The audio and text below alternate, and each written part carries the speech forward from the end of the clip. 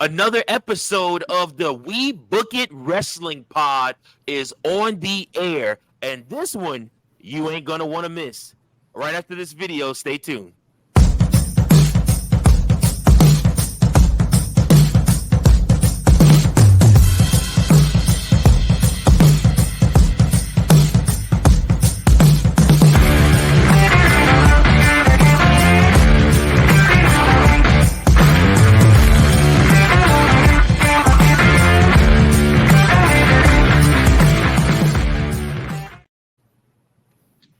Another episode of the We Book It Wrestling Pod. I am here with the amazing, the awesome crew. We got my man Fredo's in the building. Fredo's. What up?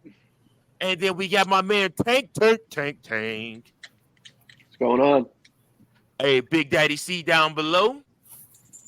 Yo. And of course, we got Coach in the building. Yo, Good to why see you you guys looking again. Coach, why are you sitting like you're sitting on like a bucket of balls watching somebody hit right now? Because that's how I normally. Oh my God. Because that's how I normally look anyway. Wow. Anyway, Keep an eye on it. Keep an eye on it. You're hilarious. You're doing great, kid.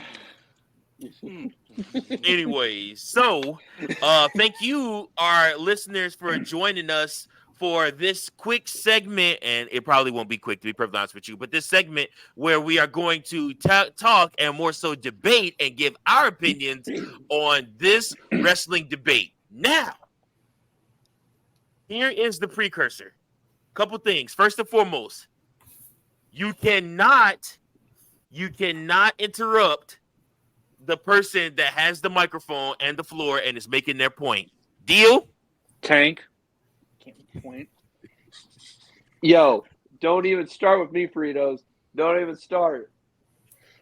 And I will give you some backstory as I introduce our topic. So, who's that? See?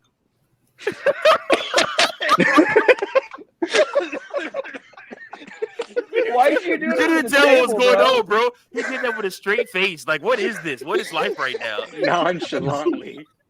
Flipped it up like this. All right. So. I am having a great debate with a close friend of mine. He's one of my best friends here in Petersburg, where I reside. And we are talking about the retirement of Sting, also Steve Borden. I tell him that, to me, Sting does not belong on the Mount Rushmore of wrestling. Sting was always the guy working with the guy, helping about another guy get over or stay over. But to me, Sting does not belong on the Mount Rushmore. He, in turn, listed off 10 wrestlers that he said belonged on Mount Rushmore ahead of whom I receive as one of the GOATs of wrestling and does belong on a spot on Mount Rushmore. David, stop looking at me, bro. I tried to intro this, but he just waiting on it. He gonna cuss me out immediately. I believe John Cena belongs on Mount Rushmore above Steve. Bye, Tank. And he's gone. Now we can really podcast. So today's topic is this: who deserves to be on Mount Rushmore more, John Cena or Sting? And I'm not gonna start with David. I'm not gonna start with Tank. I'm gonna make Tank hold his peace. And I'm gonna go around the room and talk to everybody else. And remember, you cannot interrupt anybody. I'm gonna start. This is torture for Tank, I promise y'all. I'm gonna start with Big Daddy C. What are your thoughts? Come back to me. Okay. Fredos, what do you got for me? Yeah, it's got to be Cena. I mean, hey, let's go, Fredos. Let's go. You hit me. Let's go. Why? I mean, I started out with Cena, so I mean, I didn't really watch Sting till a little bit later on. You know, with the WWE Network, with all the YouTube, watching the clips. Cena was just something I grew up with. So for me, he's the reason why I kind of almost semi got into wrestling. With the I'm John Cena slapping Kurt Angle, going into the Dr. Thugonomics to his current state. It's just someone I grew up with, and just his records alone, his promo skills. I mean, he could bring someone up or he could tear them down so quickly. And just kind of who he is outside the ring with his the Make-A-Wish Foundation being the number one.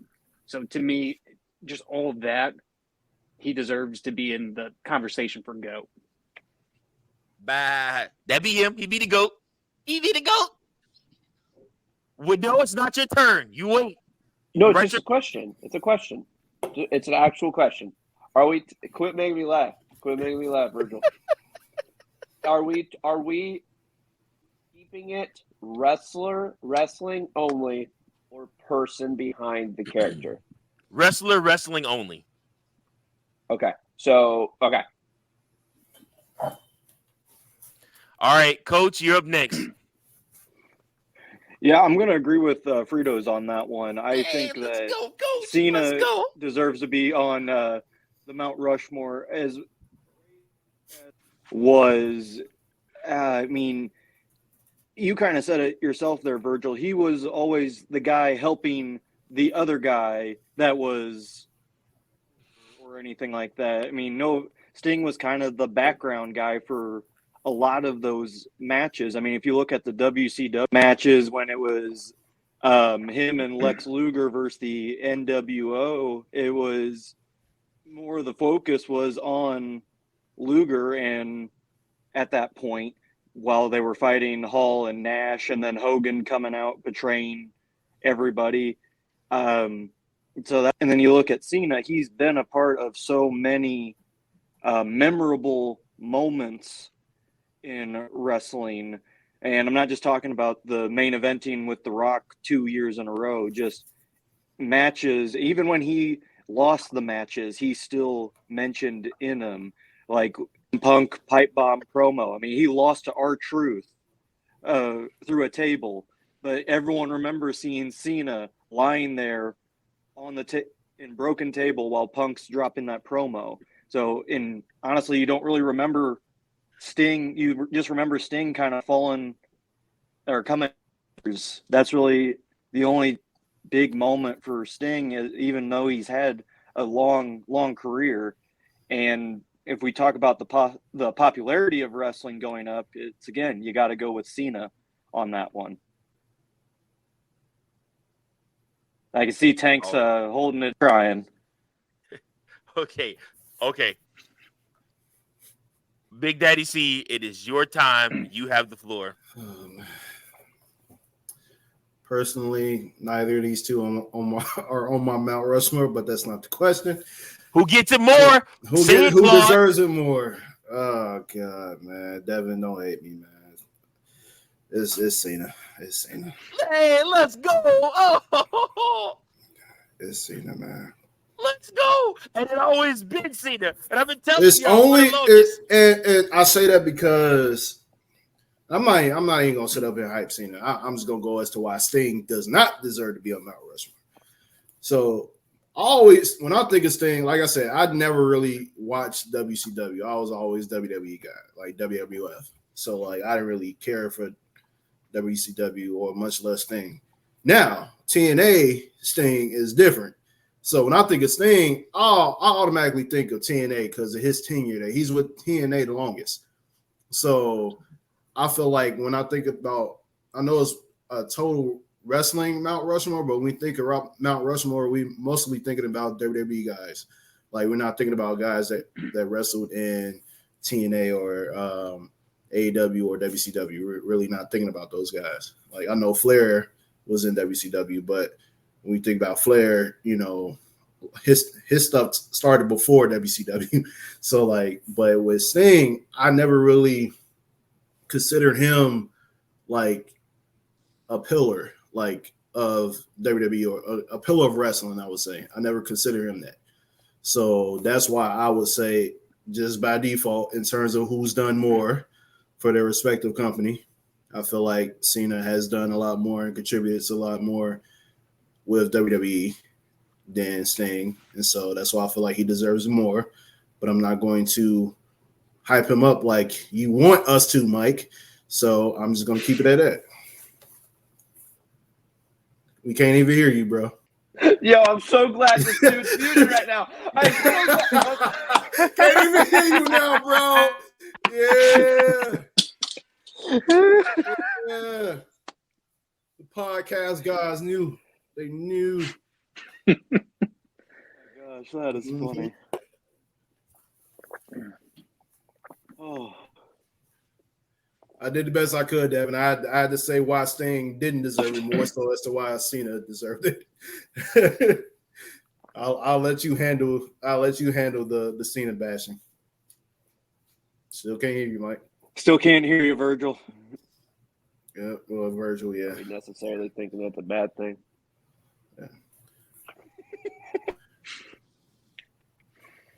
Damn. Well, Tank, I guess to go ahead with He's your. really giving it to us, but we can't hear him. Hey, Well, we lucky he ain't got on his 15-time John Cena shirt. He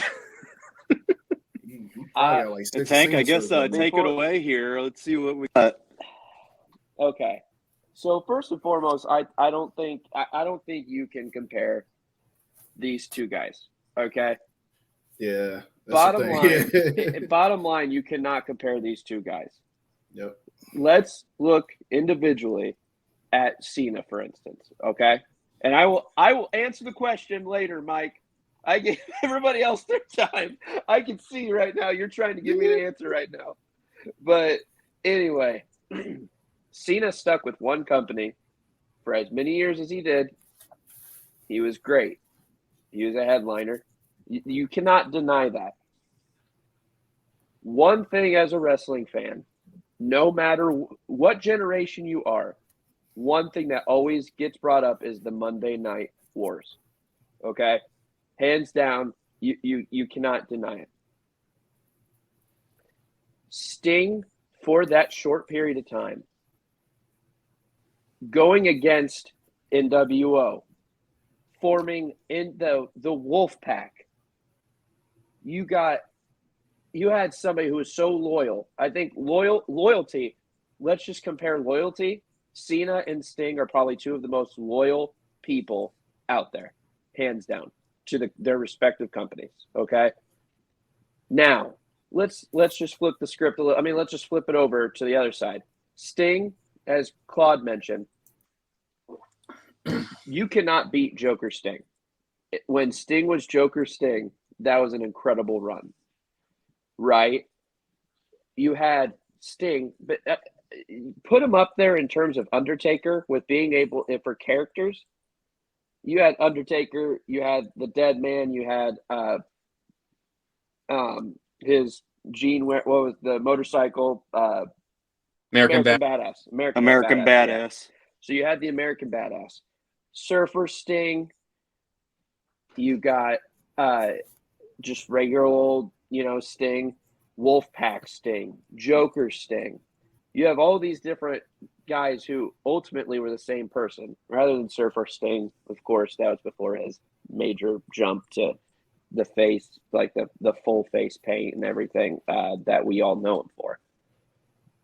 To compare these two guys and to say who deserves it more on the check 1 2. Can you hear me now? God. Yep. All right. There we go. We back, baby. We back. We back, baby. Ain't going. But So we said no interrupting each other. Look at this. I am muting myself right now to let Devin finish. Let's do. But anyway, to compare them or to say who deserves to be on it, I'm honestly, if you were to give me a Mount Rushmore of, I don't know what's going on with the video right now. I might just seeing Mike right. Okay, now I see. Okay, I saw that trying to draw the attention, but it's just unfair. If we were allowed a list of 10 people of the icons of the wrestling world, I don't know how, just overall wrestling, I don't know how you don't put Sting on that. I don't know. And obviously John Cena does too. So to answer the question of who deserves it more, I cannot answer that 100% because Cena was a one company guy throughout his career. And that's kudos to him. Look how you got WCW, TNA, you had AEW, all companies that Sting was a big name in, and he helped keep either on the rise or afloat. Did he get the headline matches at Mania and the widespread recognition that Sting got? Like, I mean, did he get more? Yes, obviously. He was with WWE. I mean, Vince, if Vince looked in the direction and didn't see John Cena or even smell his cologne walking by, he freaked out. So he was going to obviously push him more. But Sting, when he was introduced into WWE, and all it took on the screen was a crow for people to go ape shit during that Survivor Series he debuted on. It says it all right there. Now, I can't answer the Mount Rushmore question because honestly, if you're giving me 4 people to choose from of the Mount Rushmore, neither Sting nor John Cena are on that list. They're just not. And so, Virgil, I'm not going to entertain this debauchery. Merch sales. Merch. All right, yeah, and I'm gonna go ahead and mute all you up because it's my turn and I got a lot to say. Bye, fellas. Now let's talk wrestling. So, in order to be the GOAT of wrestling, or to be in that GOAT conversation, you have to reach out to these 4 different criterias. Merch sales. Now, I looked at it this way. Okay, merch sales. We got John Cena versus Sting. What was Sting's merch? Pretty good. He also had the little face paint mask that the kids would put on. Those are pretty good too. And then what? I mean, maybe sometimes gloves and then action figures. All pretty good, right? Pretty good stuff. Pretty cool. John Cena, merch sales, hats, caps, wristbands, armbands, t-shirts, jorts, fruity pebbles. What else we have? Oh my goodness. I mean, I could literally go on for days and days and days naming all the different things that they merged with John Cena, including two different custom title belts. Obviously the US Championship that was only around for like 6 months, but it's still being sold today as a spinner belt. And then of course the WWE Championship, which was the head championship in the brand for 12 years, which still is being sold to this day and offered on www.shop.com. I mean, come on now, let's talk merch sales. Now let's move over to ticket box office. Who was more box office attraction? And here's where it gets iffy. Because Sting, to me, was always the guy working with the guy who's the guy. He was always chasing after Ric Flair and the world title in the NWA days in the 80s. He was always in the 90s chasing after Hogan. And that time period that you guys bring up, where it was, I'm sure it was you, Tank, that brought up that Sting was as hot as could be. 1997, the most over Sting has ever been and will ever be. And I'm not trying to crap on Sting's career because I love Sting in TNA, but even TNA Sting cannot hold a candle to that 1997 Sting in WCW. People were so sick and tired of the NWO running roughshod over the WCW. They needed a savior. If you have not watched it, all my subscribers, all our subscribers out there, guys, go watch 1997. Get the network. Go watch 1997 on Peacock. Sting is over, and he didn't do a thing except for drop down from the ceiling, and then go and try to fight the NWO. And for weeks, he wasn't even actually being seen except for up in the rafters. And so for that to be as over as it was, that just shows you how desperate WCW was to end Hogan. But here's the thing. Here's what ruins it. You get to the pay-per-view and you don't switch the title over clean. That killed that 1997 for Sting. That ruined everything. That's on Hulk Hogan. That's not on Sting. I don't hold that against Sting. That's on Eric Bischoff. That was their decision. They ruined it. I've listened to Bischoff's podcast. I listened to Hogan talk about it. They try to glance over it or run over it to make these different excuses. I'm not buying none of that. You ruined it. All you had to do was give that man that world title, and it company would have been his. However, luckily for them, lightning struck again because you got Goldberg in 98, and boom, that took off like nothing we've ever seen before.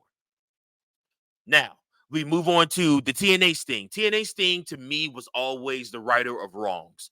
I call that the righter of wrongs era for him. For me, Sting at that time period was literally correcting every single thing that was wrong in TNA, from the main event Mafia stuff to then having to go feud with Kurt Angle to then also doing what he did before all of that with Jeff Jarrett, with finally knocking him off as a king of the mountain, to then righting the wrongs with Bischoff and Hogan and whatnot and stuff like that. So Sting was always in the world title picture in TNA. He basically led the company, but again, he was always just a constant.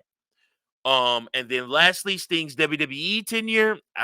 He was again the righter of wrongs against the Authority. They did not use him right. I don't even like holding Sting's WWE tenure against him. His music sucked. The gimmick they gave him sucked. I really like what they did with the snowfall in AEW. I thought that was the coldest thing ever. And this is at a time period where me and Devin was feuding about AEW versus WWE. So I was hating big time. When that snow fell, like I was, nah, that ain't nothing there. He's old. Ooh, he's a 60-year-old wrestler. But inside, I'm like, bro, that's so cool. However, this one thing ruined every Sting thing for me, and that's Tony Schiavone saying, "It's Sting," because he didn't even say it like how he used to say it. It's like his voice is all cracky. He's old now. Didn't even work for me. However, for me, throughout the decades, Sting remained a constant. He had great feuds, great matches. Ric Flair, his matches at NWA with Ric Flair, his matches, with mid-card guys, and then obviously in the 90s, fighting Big Van Vader, fighting all those guys, then moving over to fighting Hogan and those guys when they came, to then siding up with the Wolfpack. And I love that red and black face paint. To me, that is elite Sting, that red and black face paint. To me, again, his match quality, that's the one category to me, though. I would say he beats John Cena in head and shoulders. And as crazy as if you listen to Cornette talk about it, when Sting was first started out wrestling and he was tagging with Ultimate Warrior, neither one of them could wrestle a lick. They were too jacked up to the gills to actually know how to wrestle, especially in the South in the late 70s, early 80s. But then again, like I said, I just think that it was one of those things where Sting got it eventually. And I think his match quality got better and better as time went on. He learned how to work, especially being out on the road, learning how to work. So Sting beats John Cena match quality. Feud-wise, I mean, Sting has some legendary feuds. John Cena has some legendary feuds. I give the pull, though, to Sting. I mean, come on, man. You fighting Ric Flair in his prime in the 80s. Like I said, that's some pretty good feuds. Then you turn around in the 90s and you're right there with Hogan, fighting Hogan, fighting Nash, fighting Hall, fighting all those guys, you know what I'm saying? Like I said, doing stuff with Savage, that you don't get any better than that. But you have to look at the next two areas. Ticket box office. Who's box office? Who's more box office? Sting, John Cena. John Cena. Come on, man. I mean, that's not even a question. And then merch sales. I just told y'all, John Cena's basically made himself into a walking gimmick. I mean, you literally saw everything. The little C Nation chains with the G on there. Like I said, I mean, they still have John Cena merch. When we go to the wrestling event in 2 weeks, I'll point out 10 John Cena merch items to y'all the whole time while we're there. I'll show it to you because it's crazy. It's all there. He's still making merch. He's still making merch money. So, honestly, it's not far and away, but it came down to this for me. This is my deciding factor because these 4 areas are a wash because each of them win 2. To me, it came down to, were you ever the guy? And to me, Sting was never the guy. John Cena from 2006 to 2015 was the guy. It was all on him. If his name wasn't on that marquee, you weren't selling tickets. And to me, that is what made him the guy. That's what puts him on that Mount Rushmore over Sting. Sting, to me, and you guys may kill me for this, and I'm literally going to mute up and take all the abuse after this. You can let me have it and disagree and let me know where I suck. But Sting, to me, his career is compared to Chris Jericho. You could put him in that title picture, and he would make a good world champion. And it's believable he's world champion. But then you turn around and you look at him, and you can also slot him in the tag team. You can also slot him as a U.S. champion, and it's all believable. He was ambidextrous and could go anywhere, but he was never, ever going to be the guy. He just came up in every era where there was the guy and then there was Sting. Sting was that constant, but you always had the guy, that headliner. You had Goldberg, you had Hogan, you had Savage, you had, all these other people that were over him. You had Flair, you had you had Magnum TA, you had Dusty Rhodes, then you go and you have, AJ, you have, Samoa Joe, you have Kurt Angle, Perk Angle, if you will, in TNA, you have all of those guys that are over him. He's there, but they're over him. And then, of course, I don't want to talk about WWE or AEW Sting outside of the praise I gave him, because those don't count to me. Sting's last great run was TNA. After that, he was a part-timer. I mean, let's just call it what it is. But now I will shut up and I will let you guys go. Can you hear me? So my AirPods are about ready to die, so I might have to jump off here soon. But the only thing, I agree with most, if not all, of what you just said. Okay. However, and this is something that the big difference between John Cena and Sting is, take Vince McMahon away from John Cena, and who do you have? Now, put Sting in WWE under Vince McMahon. I'm talking, bring him up. You're talking prime Sting, like Correct. 90s Crow when he's over in 1997. Well, Vince McMahon isn't going to make the same mistake that Eric Bischoff made. He's not going to let Hogan dictate and say, no, bro, I'm not losing the title tonight, or I don't want to lose this way. Hogan and John Cena are more alike than you think in that aspect. Where Sting would be bringing people up, when he did many times. Look at Darby Allin right now. I mean, obviously. But John Cena, you can listen to whatever podcasts or anything you want, but a common trend was John Cena was doing a lot of backstage politicking himself. Okay? Whereas to me, Sting, Taker, people like that, I mean, you got people who they're going to go with the flow, but they're going to kick ass at whatever they're going to do. John Cena does too. John Cena kicks ass at whatever you want him to do. But what I'm saying is, that's where I feel like it is very hard to actually compare the two, because to John Cena, ability, I'm going to be blunt here. John Cena is a great wrestler, but he's a 5 moveset guy. Does that make sense? A lot of what he did was copy paste, and it got him over. So why not? But he always had Vince McMahon to be there to push him to do whatever he wanted. And props to John Cena. I mean, why not use that?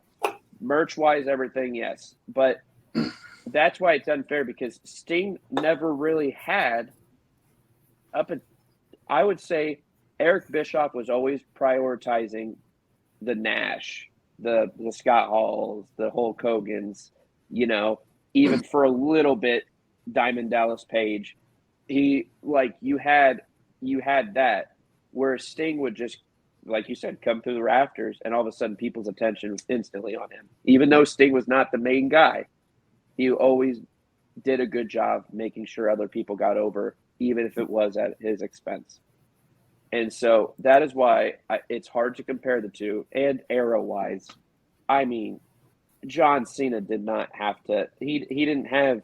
John Cena never really had to battle another show on a different network. WWE, during his major run from 06 up until AEW really came out, WWE was it. You know what I mean? I think we can all agree on that. I mean, WWE, it was hard to watch. I mean, it's not hard to watch TNA, but who's going to go, oh, yeah, I'm turning on TNA tonight? Most of the time it was, I'm turning on WWE. Right. Obviously, only, but yeah, I get what you're saying. Totally. But I don't know. John Cena is one of the GOATs.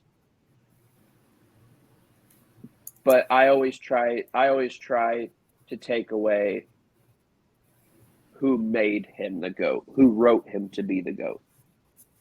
Outside of his ability. For sure. Outside I mean, of his ability. even this last run, they were like they literally dubbed him the greatest of all time, and he was like, I didn't even ask for that. I came back and they just started calling me the greatest of all time. I'm like, he's like, I didn't even ask for that. Like, I don't know. But people-wise, I do have to say Fredo's hit on it.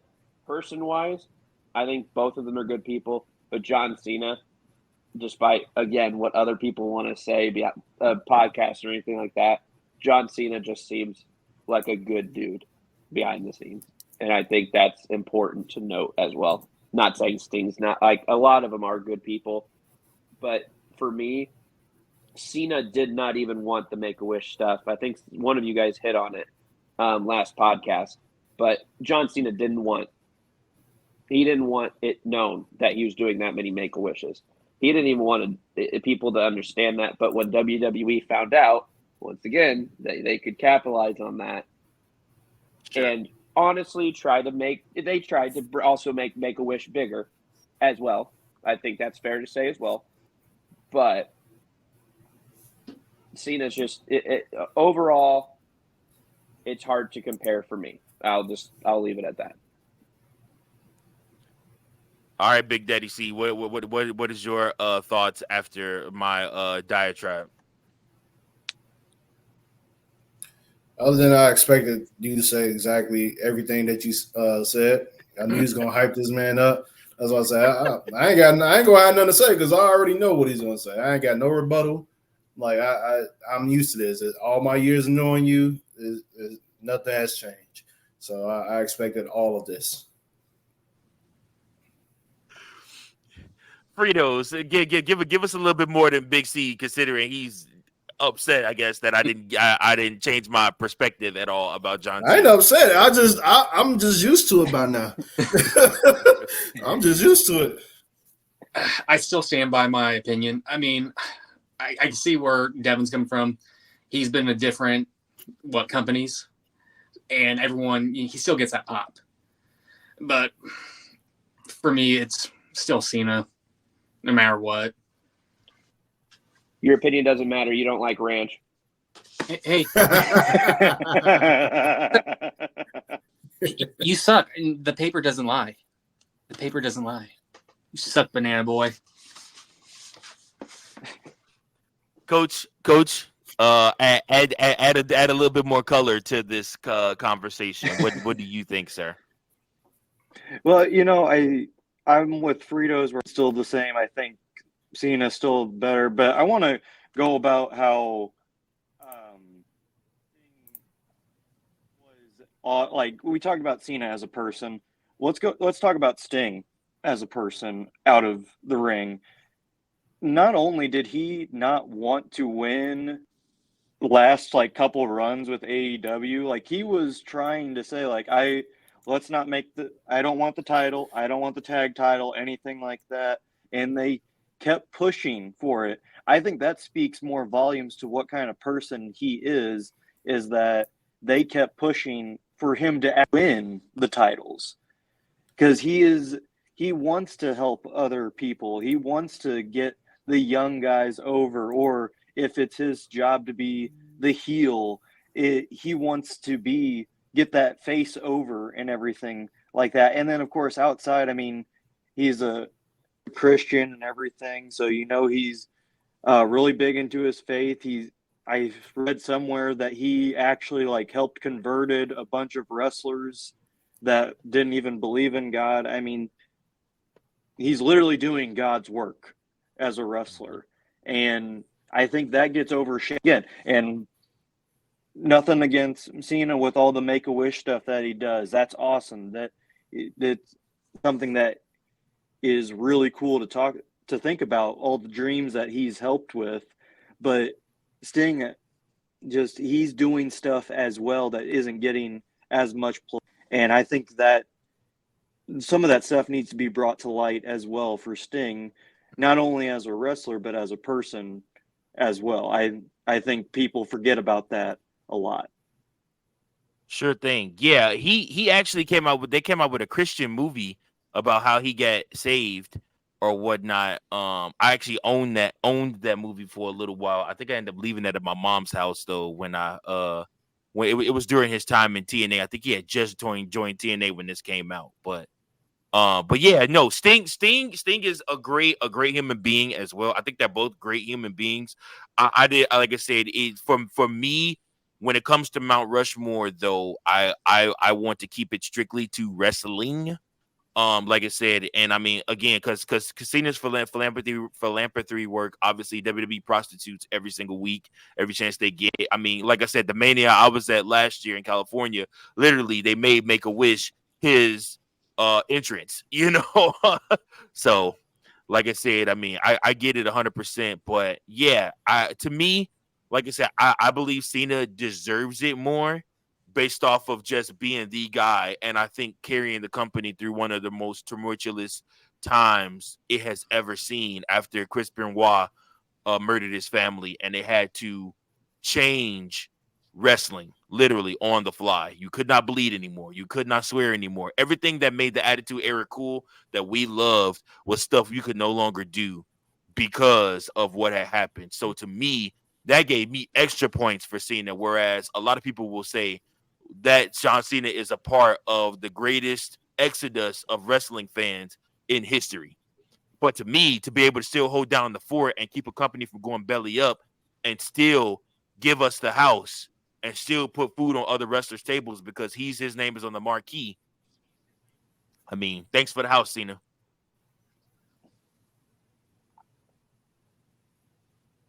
Devin Leahy would have slapped me so bad. He wants to slap me so bad. Can everybody hear me? Yeah. Okay. Yeah. Sorry, my AirPods died on me. So, no, and I think, C, you can agree with me. If it was anybody but Mike, I could have the conversation straight up, no problem. But well, what's chat, you said anybody but Mike? Not just that. Okay, fair. You know what I mean? Yeah, because it's another Cena fan. It's another Cena fan out there that we don't really. No, not him. No. No, I know who you're going with. But no, I think overall it is. Anybody in the chat, if people that don't know, and Fredo's and Coach. In the group chat that we've had since college, this man, Virgil, non-stop Cena stuff. And it's just, no matter what, it's never going to be a winning battle, bro. And that's what I tried my hardest. And that's why I asked, because there's Make-A-Wish and anything that's great that and that Cena's done, and great things that Sting has done, like Coach said, that is is highly overlooked. But in terms of wrestling, I think we can all agree because, again, and I'm not just the reason why I'm not going to agree at this moment to Cena this, Cena that is because of this man right here. But I think we can all agree that without Sting and without Cena, I don't think you have two important generations of wrestling fans. That's fair. That's fair. I think, and 100%. so that's where I will not. That's where it's hard. And again, that is hard for me to compare because Cena's going to be Cena and Sting. We're only going to be Cena and Sting as long as that it's booking, baby. It's all about booking, you know. So That's true. That's true. Yep. That is true. I guess we will take that and wrap a bow on this episode. Thanks everybody for watching. Thanks everybody for listening. But guess what? This is called the In My Opinion channel for a reason. So guess what? We want to know your opinion on this debate. We need to know, who would you put on your Mount Rushmore and who is more deserving? Is it Sting or is it John Cena? Let's all get in tune and go ahead and put our comments down below. Make sure you like, subscribe to the channel. We appreciate you guys for sharing this video and being a part with us. Peace. Peace. See you, boys.